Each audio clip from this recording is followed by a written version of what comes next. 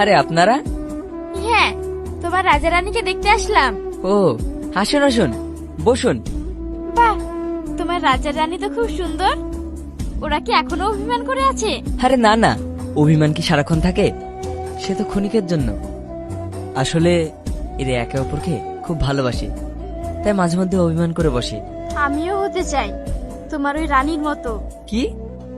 হ্যাঁ, ঠিকই শুনেছো, আমি তোমার রানী হতে চাই। সেলিম, এরা কারা? মা, এরা পাশের গ্রাম থেকে এসেছে। হ্যাঁ আন্টি, আমরা সেলিমের রাজা আর রানীকে দেখতে এসেছি। ও আচ্ছা। হ্যাঁ। তাহলে বাইরে কেন? সেলিম, ওদেরকে ভিতরে নিয়ে আয়। না আন্টি, পরে আসবো।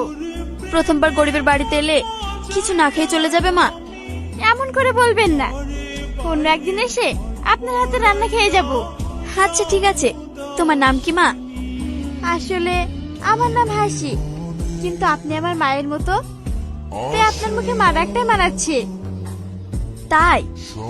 তোমার নামটা খুব সুন্দর। আচ্ছা ঠিক আছে, আমি তোমাকে মা বলেই ডাকবো। সেলিম, আসছি। হ্যাঁ। হুম।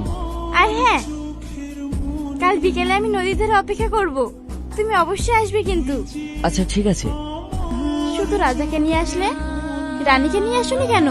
রানী একটু অসুস্থ তো, তাই নিয়ে আসিনি। হ্যাঁ, কি হয়েছে ওর?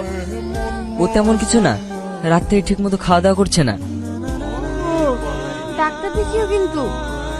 হুম, বাড়ি গিয়ে নিয়ে যাব। হাসি, তুই এখানে কি করছিস? আর এটাকে? ভাই, আমি সেলিমকে ভালোবাসি।